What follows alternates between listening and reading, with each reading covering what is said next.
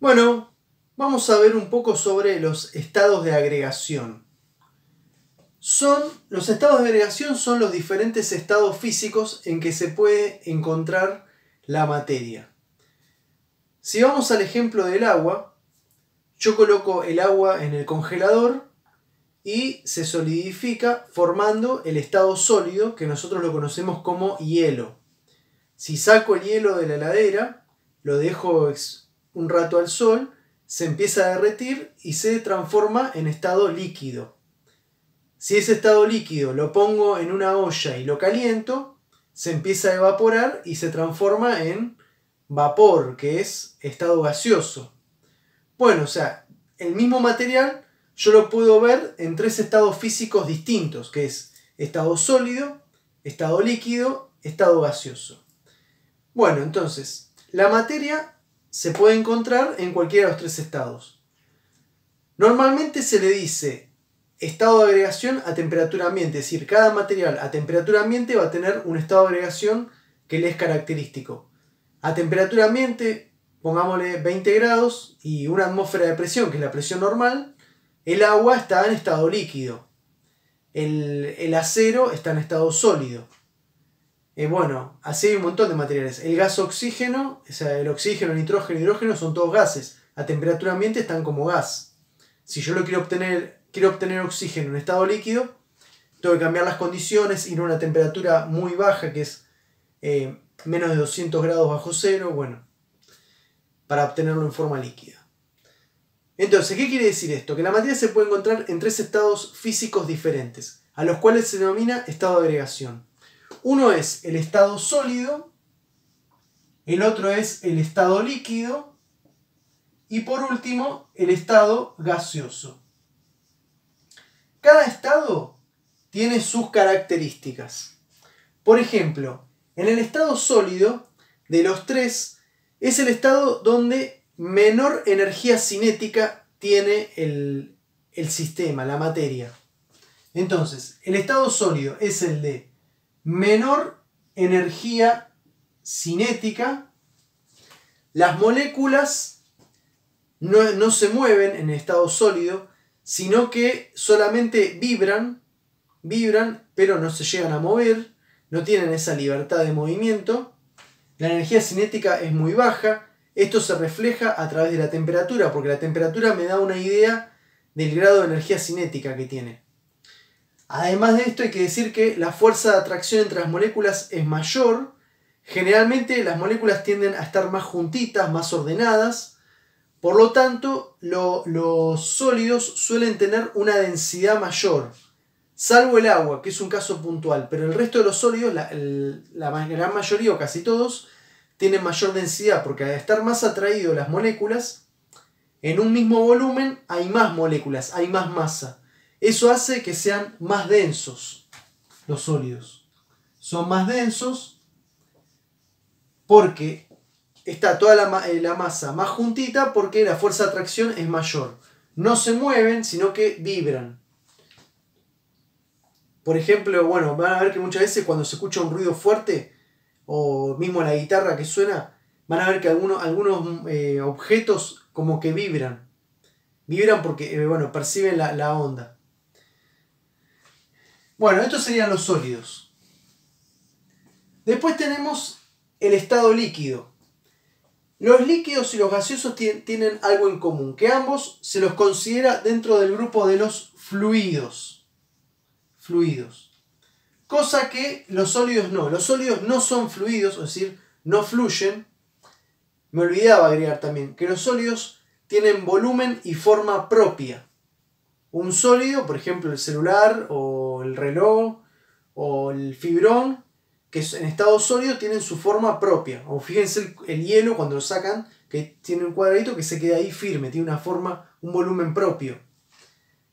Y además no fluyen y son incompresibles. O sea, yo le aprieto una presión a un sólido, como puede ser, no sé, el pizarrón, que es sólido, digamos, no se va a deformar.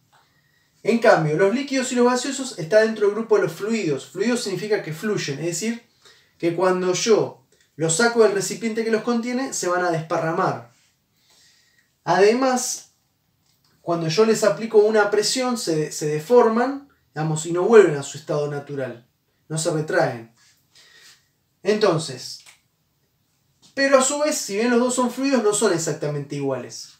Los líquidos tienen un nivel de energía cinética que es mayor al de los sólidos. Las moléculas en los líquidos están en movimiento, aunque no tanto como los gases, ya vamos a ver. Tienen un cierto movimiento. Y los líquidos tienen volumen propio, presentan una cierta cohesión. Fíjense, cuando ustedes desplazan el agua de una botella, se mueve toda juntita, o sea, tiene una cierta cohesión. Y con respecto al volumen, no tienen volumen propio, sino que adoptan el volumen del recipiente. ¿Tá? Entonces, los líquidos son fluidos como los gases, pero no son igual que los gases.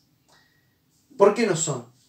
Su fuerza de atracción, si bien es menor que en el sólido, es mayor al gas. O sea, tiene una fuerza de atracción intermedia que permite que tenga cierta cohesión el líquido. Tiene un volumen, pero adopta el volumen del recipiente siempre. Fíjense que si yo agarro una botella de agua y la congelo así, el hielo se va a quedar con la forma del recipiente. O sea, tiene un volumen que se adapta al recipiente que lo contiene. Su fuerza de atracción es menor que el sólido, pero es mayor que el estado gaseoso. Y su energía cinética también es mayor que el estado sólido, pero menor que el gaseoso. Es decir, está entre medio de los dos estados. Es el intermedio. Y por último, tenemos los gases.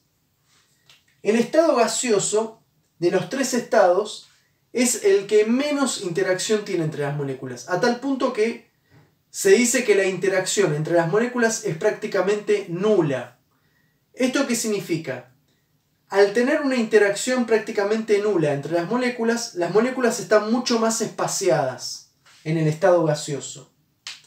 Entonces, características de los gaseosos. Son fluidos, pero son distintos a los líquidos. ¿Por qué? Los gaseosos primero se pueden comprimir, como sucede con el GNC. El GNC es un combustible que se vende para los autos, que la misma sigla lo dice, gas natural comprimido. Es el gas natural, el gas de la red, que cuando llega a la estación de servicio lo comprimen.